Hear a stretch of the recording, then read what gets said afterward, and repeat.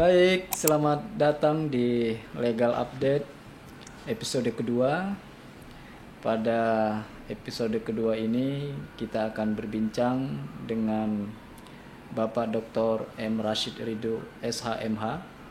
Beliau ini adalah Sekretaris Jenderal Ikatan Advokat Indonesia sudah 2 periode. Terima kasih Pak Ridho sudah berkenan hadir. Terima kasih Bang Peri atas undangannya. Sehat Bang? Sehat, Alhamdulillah. Baik. Jadi pada kesempatan ini kita di Legal Update itu ingin berbincang dengan Pak Ridho seputar dunia hukum dan juga berkaitan dengan Ikatan Advokat Indonesia atau organisasi IKADIN itu. Bapak kan sudah dua periode ya sebagai sekjen ya. Tentu ada banyak sekali nih pengalaman, tantangan dan juga harapan. Nah, mungkin Bapak Ridho bisa berbagi dengan kita di sini. Terima kasih Bang Peri. Kita berbicara tentang masalah organisasi advokat ya, khususnya Ikatan Advokat Indonesia. Dan kalau ditanya, saya sudah 2 periode sebagai sekjen. Ya.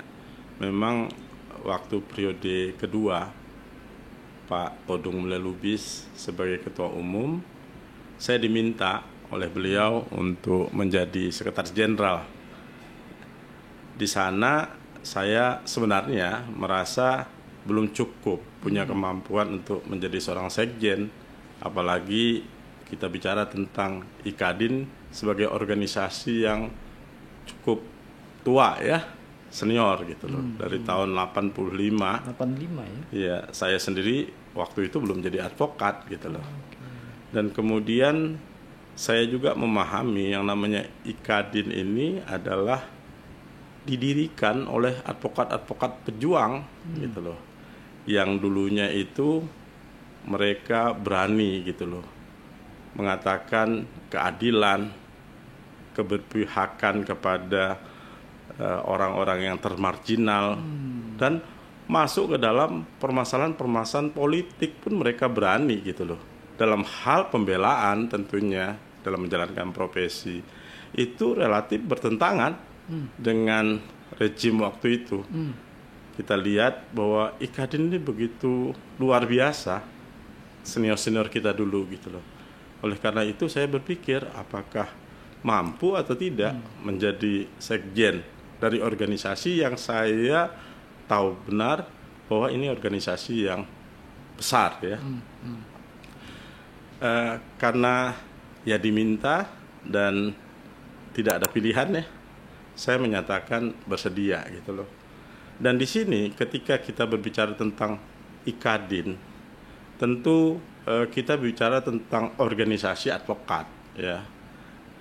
Awalnya saya tentu atas perintah dari Pak Todung Mulya Lubis membuat bagaimana secara administrasi yang namanya organisasi itu tentang masalah legalitas, tentang masalah eksistensi IKADIN ini, pengakuan baik dari pemerintah, baik dari yudikatif, ya, legislatif, dan kemudian pengakuan yang lebih penting oleh publik bahwa organisasi IKADIN ini adalah merupakan organisasi advokat yang memang memiliki sejarah panjang dan ada kewibawaan sebagai organisasi advokat.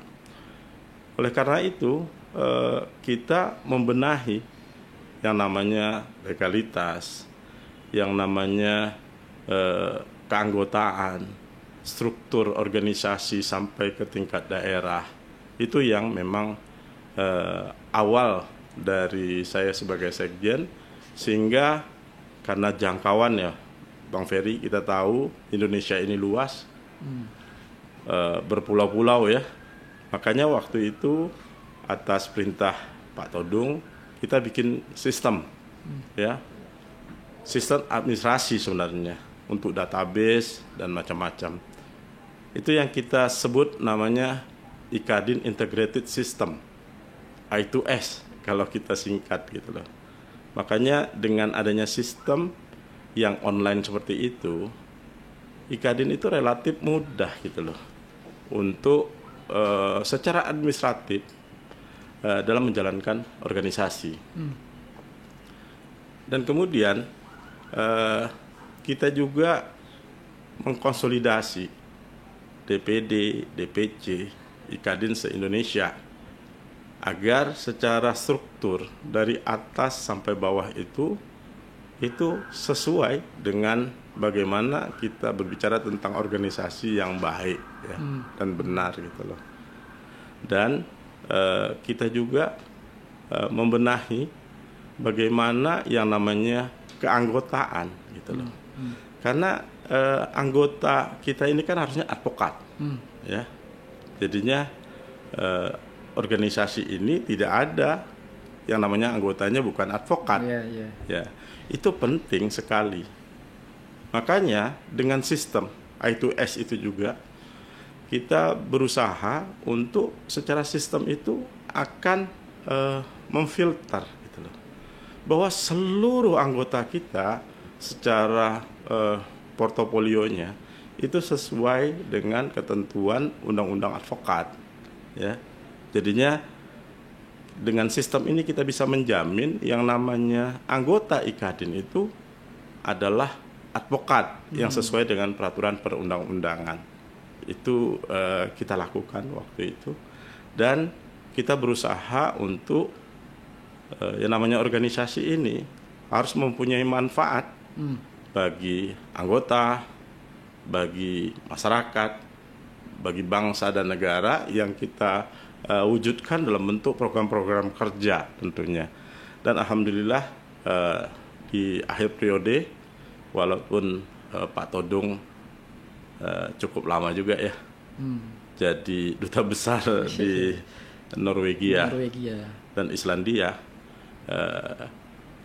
tapi kontrol dari beliau dari jauh, sehingga kita mampu gitu loh untuk membangun yang namanya organisasi advokat IKADIN ini ya sampai 2021 ya kemarin.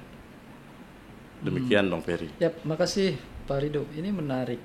Jadi Sekjen ternyata punya terobosan, bukan hanya sekedar tanda tangan surat ya. Tapi juga bagaimana tadi legalitas itu kan penting sekali untuk sebuah organisasi ya.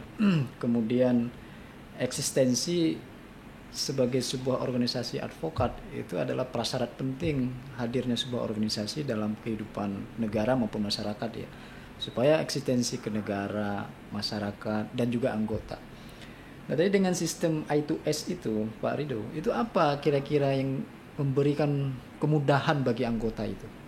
Ya, pertama-tama kita ada namanya database kan, database dari anggota. Jadi jelas data-datanya. Jelas gitu loh, dalam waktu yang cepat gitu loh diakses, bisa kita tahu. Dan kemudian anggota juga bisa dengan di KTA kita ya, kartu tanda anggota kita itu ada barcode, kemudian mereka bisa scan ya, dan di situ bisa terlihat data mereka gitu loh. Di situ memang dijelaskan juga di dalam data mereka itu, apakah mereka itu aktif, apakah mereka itu cuti, atau mereka meninggal dunia, atau mereka diskorsing atau diberhentikan. Itu benar-benar iya, bisa dilihat dengan di scan itu barcode status mereka gitu loh. Jadinya kalau misalnya ke depan nanti menguji yang namanya anggota IKADIN itu bisa dengan scan barcode itu tahu apakah dia ternyata dia sudah dihukum, lagi menjalankan skorsing. Itu sebenarnya bisa dilihat dari sana gitu loh. Dan kemudian data, semua data yang namanya DPD, DPC, di mana kantornya, di mana websitenya atau lain-lain, email segala macam, dan siapa pengurusnya, semuanya kita bisa terdeteksi dengan cepat. Ya, kita bisa akses dengan cepat.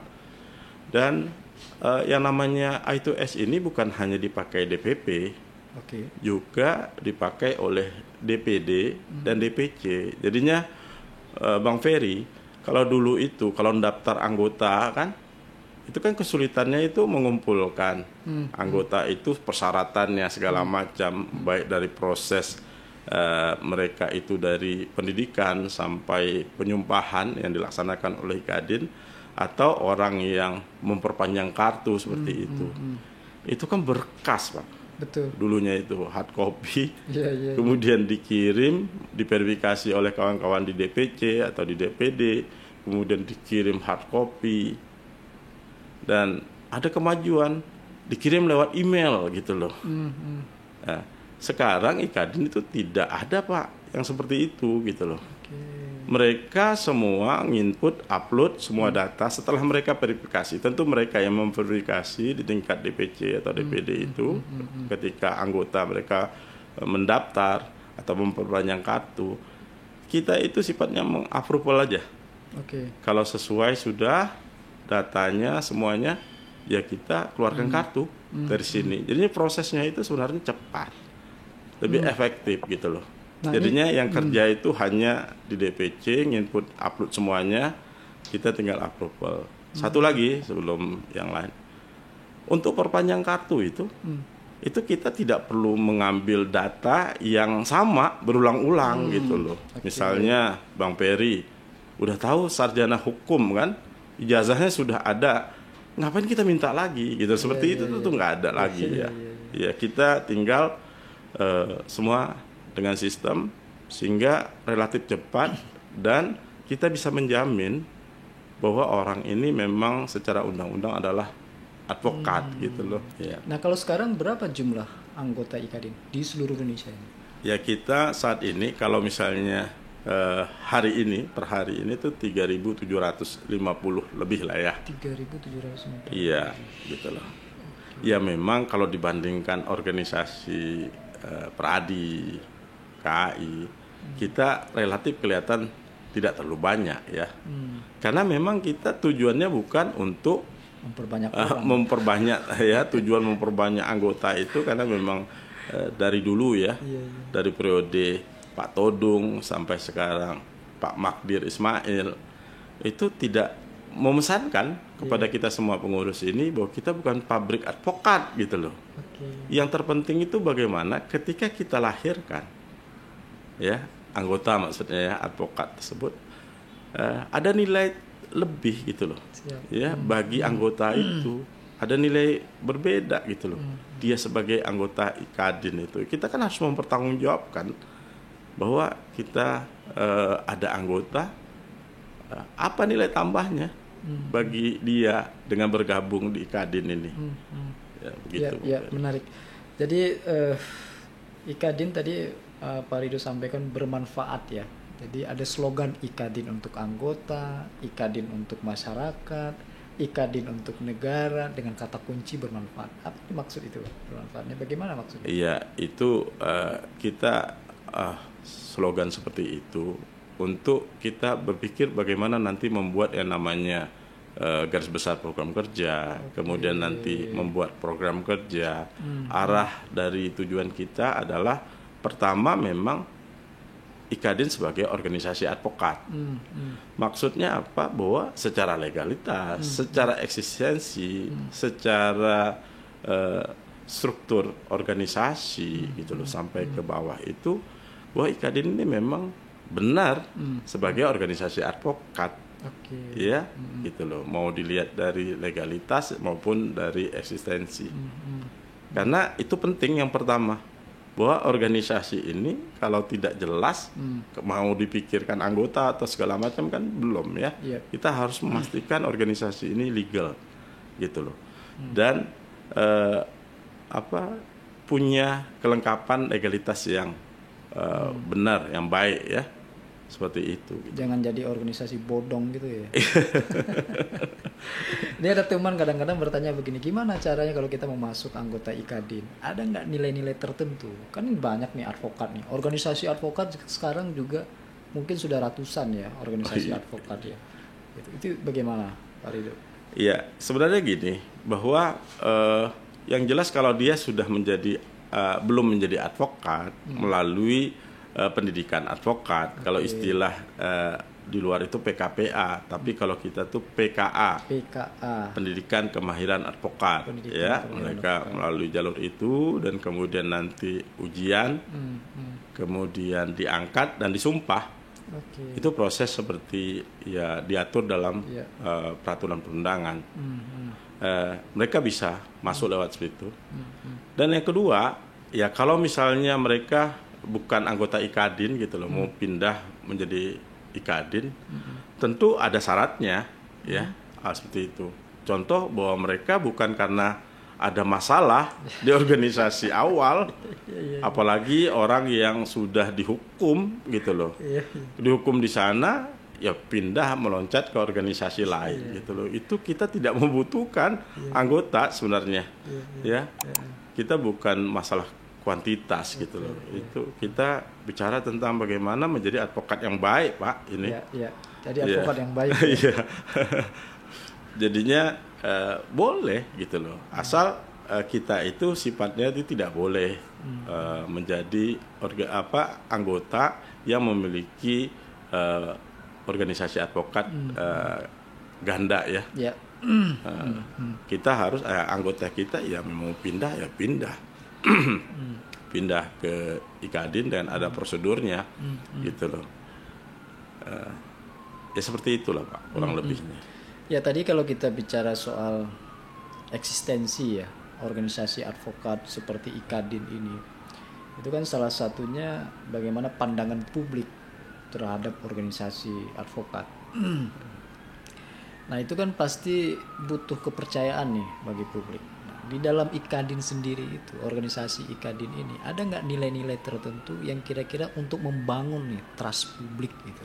Atau upaya-upaya apa yang akan dilakukan? Saya berbicara itu tentang tadi ya, baru satu tadi, tentang IKADIN sebagai organisasi advokat. Mungkin nanti akan pertanyaan Bang Peri akan terjawab juga ketika kita berbicara tentang yang kedua. Itu adalah IKADIN untuk anggota. Ya.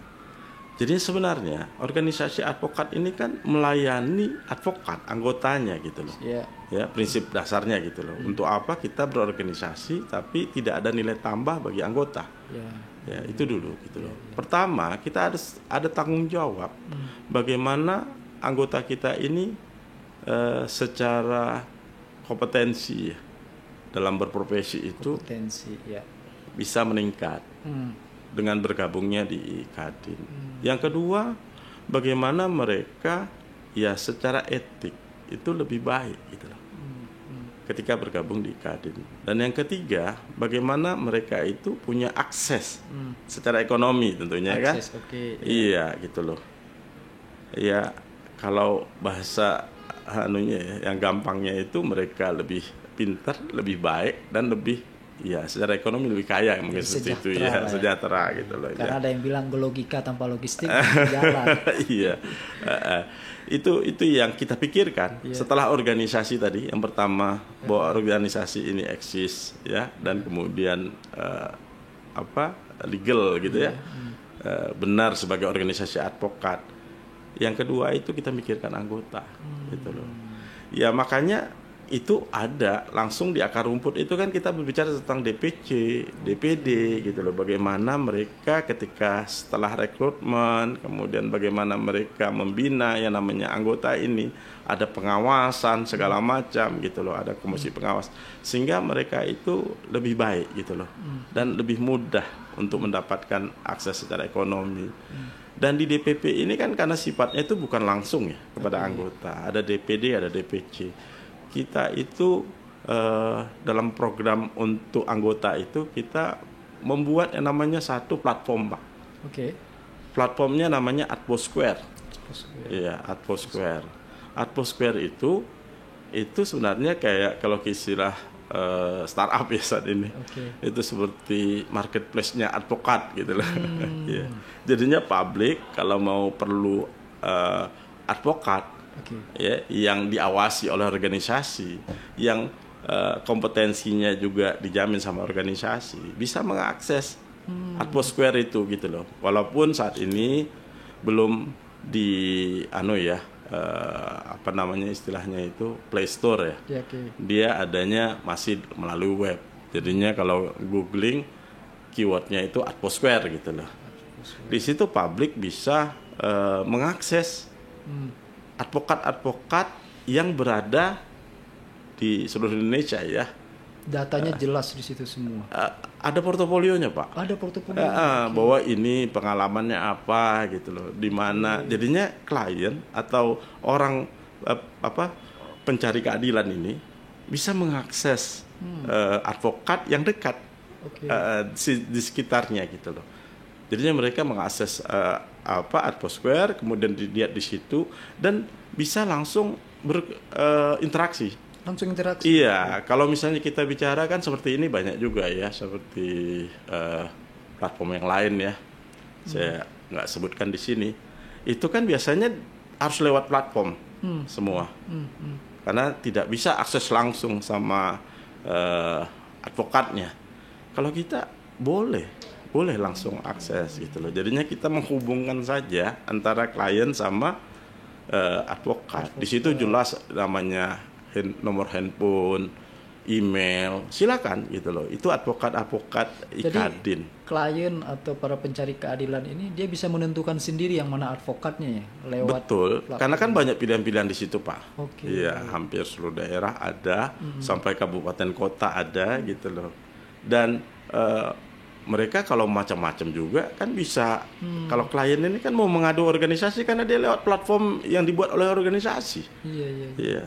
Platform ini tidak profit Pak ya, bukan seperti platform lain yang memang tujuannya profit, tapi benar-benar untuk memberi akses bagi publik untuk mencari advokat IKADIN atau untuk anggota kita mendapat akses klien. Gitu. Ya, seperti itu cita-cita kita.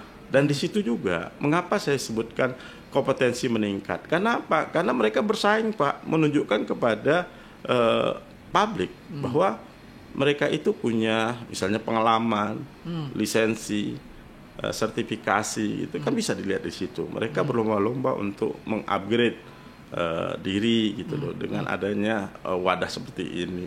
Dan kemudian bahwa mereka akan lebih baik. Ya tentu kita awasi nih Pak platformnya gitu loh. Makanya mereka kita harapkan belajar untuk menjadi advokat yang memang baik dan melayani klien dengan baik dan tidak melanggar yang namanya kode etik, peraturan perundang-undangan segala macam itu. Dan tentang masalah mereka akses klien kan sudah otomatis kan, karena platform ini terbuka dan bisa diakses sampai dimanapun ya kan, karena sifatnya itu online.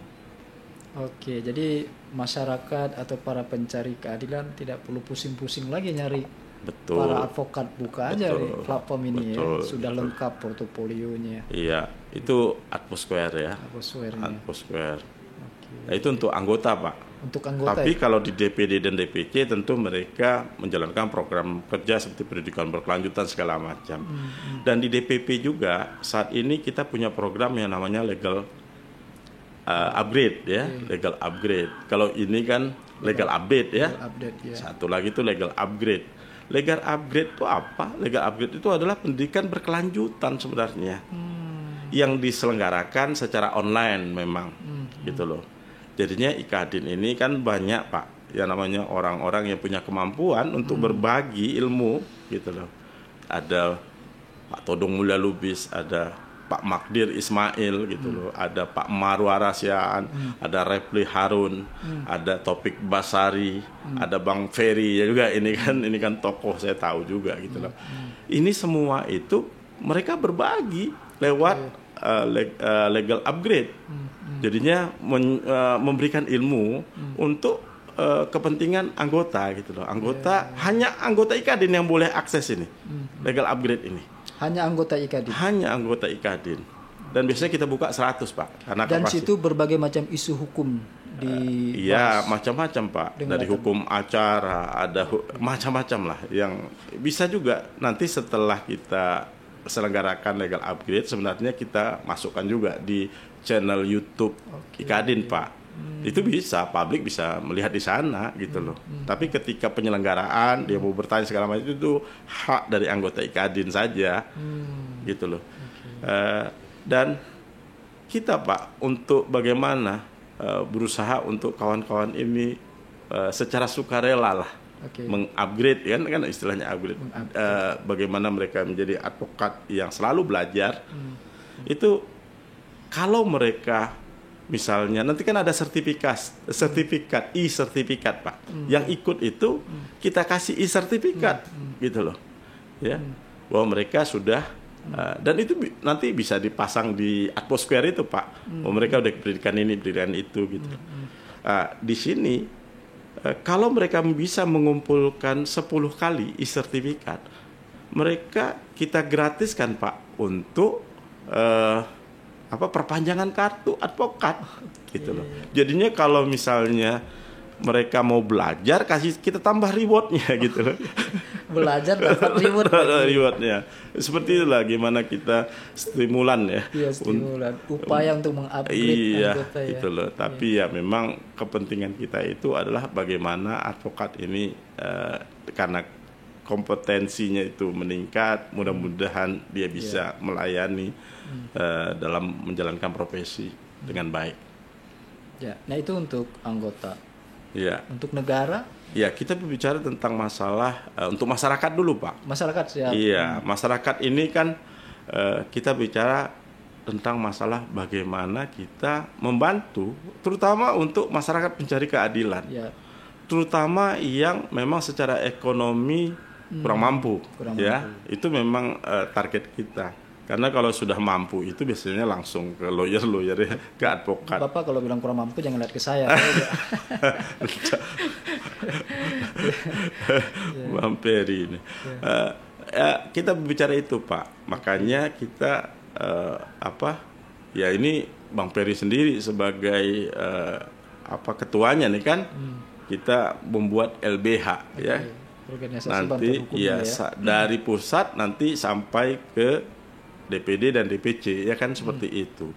Dan ada juga walaupun belum ya, tapi baru perencanaan kita ya kan, bahwa nanti bisa diakses juga yang namanya advokat yang mau melayani pro bono seperti itu melalui online gitu loh. Bisa lewat nanti mungkin di Advosquare atau lewat media lain gitu loh.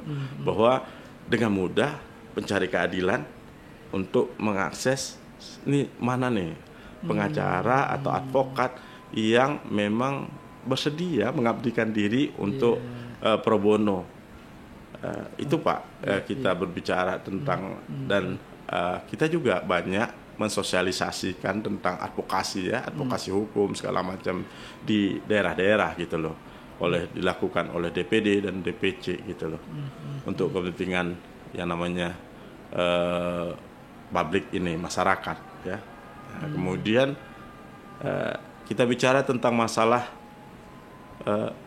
ikadin untuk bangsa dan negara kan gitu. Bangsa dan negara. Ya, saat ini kita beberapa kali Pak kalau bicara tentang masalah rancangan undang-undang advokat, rancangan undang-undang ya, rancangan undang-undang itu RUU segala macam itu kita melakukan kajian secara internal maupun membawa pihak luar ya, seperti FGD segala macam untuk membahas yang namanya peraturan perundang-undangan gitu loh, mana yang memang kita anggap kurang, mana yang kita anggap harus kita kritisi atau kita masukkan pokok-pokok pikiran kita gitu loh.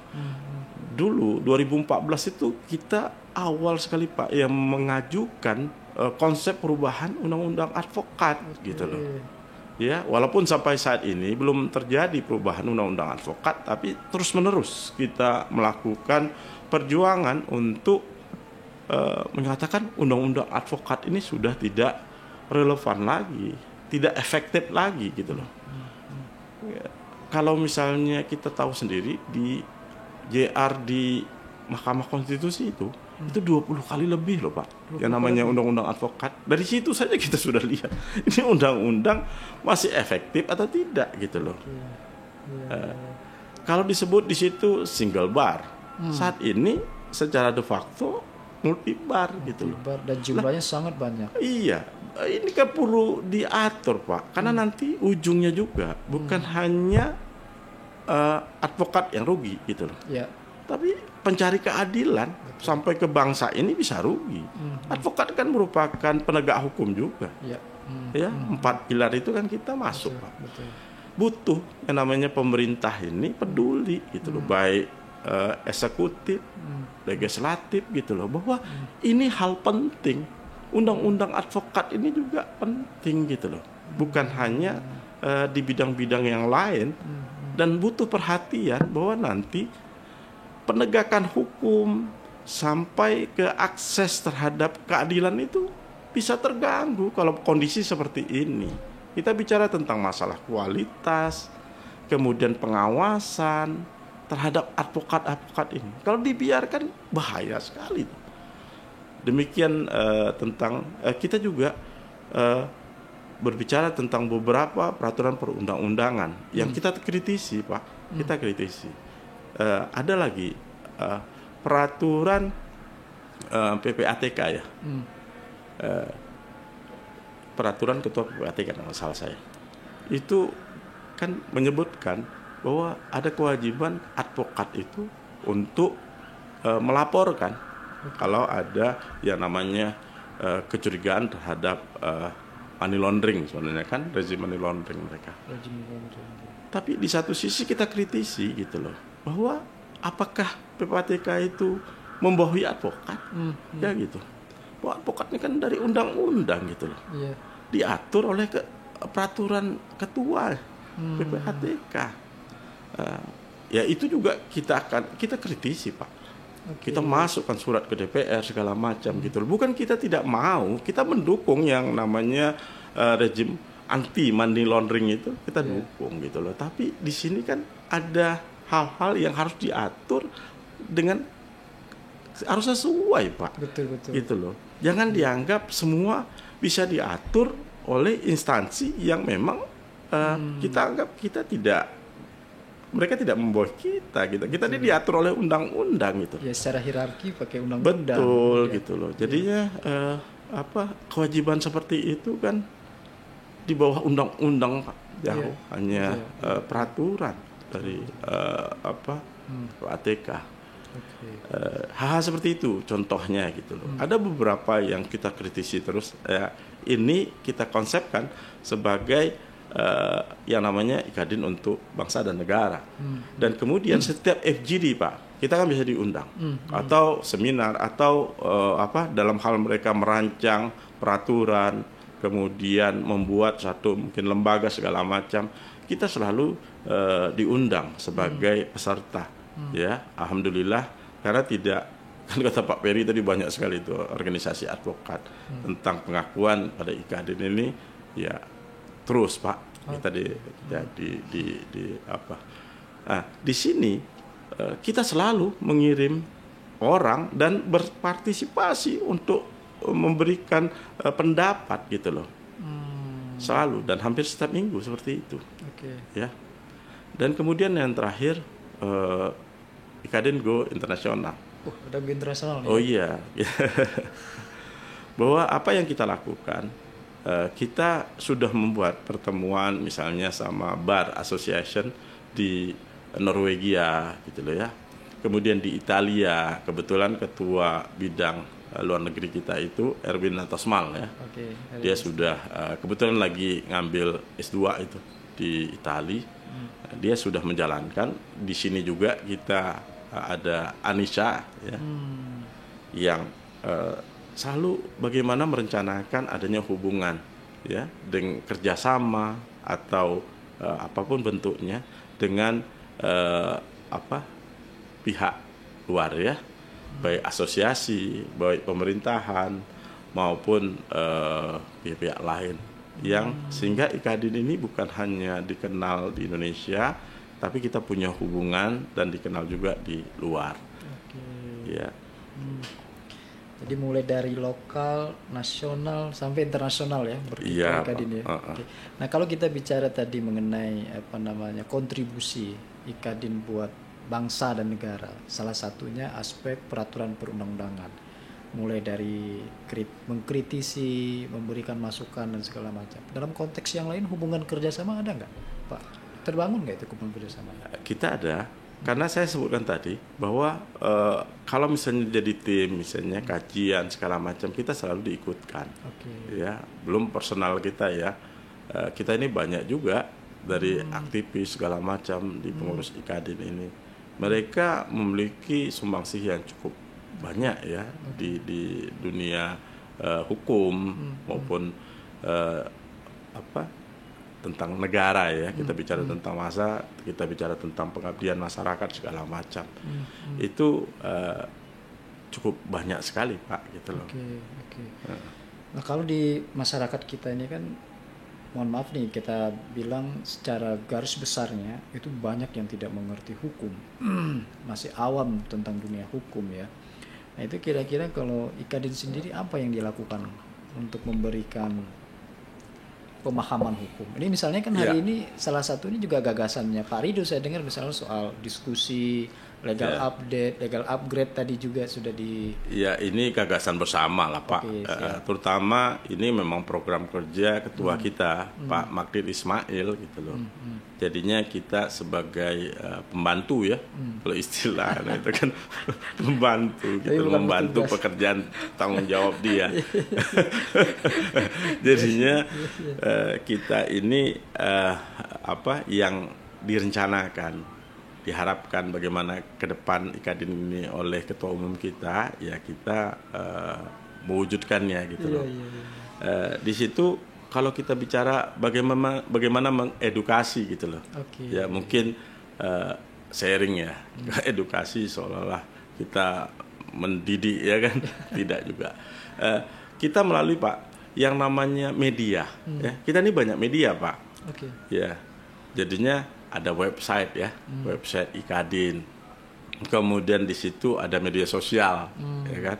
Media sosial kita itu ada di Facebook, kemudian ada di Instagram, kemudian ada di Twitter. Itu semua kalau misalnya dicoba aja diakses gitu loh. Setiap hari itu kita memberikan berita pertama. Bahwa IKADIN seperti ini, IKADIN seperti ini. Satu sisi lagi, bagaimana kita menyampaikan, misalnya ada peraturan perundangan baru, gitu loh. Itu bentuk informasi. Kemudian kita bicara tentang masalah buku mana, gitu loh. Dan macam-macam yang namanya edukasi, yang namanya informasi, ada yang melihatkan bagaimana kinerja IKADIN itu bisa terlihat di media yang website, Facebook, Instagram maupun di Twitter kita, dan itu update selalu setiap hari ada Pak gitu loh. Coba aja lihat bahwa IKADIN ini bagaimana itu bisa dilihat dari situ gitu loh. Dan kita selalu memberi informasi yang sifatnya edukasi tentang masalah-masalah bagaimana ilmu hukum segala macam juga kita share di sana gitu loh. Itu salah satunya melalui media sosial. Ada juga ya seperti legal upgrade tadi, itu kan yang nggak boleh publik masuk itu di luar anggota IKADIN itu ketika diselenggarakan.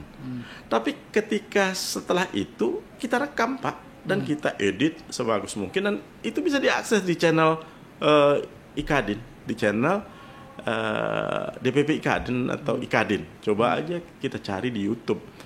Itu semua Pak, kita berbicara tentang masalah ya tentu banyak informasi dan ilmu di sana gitu loh. Kalau memang publik mau akses ya.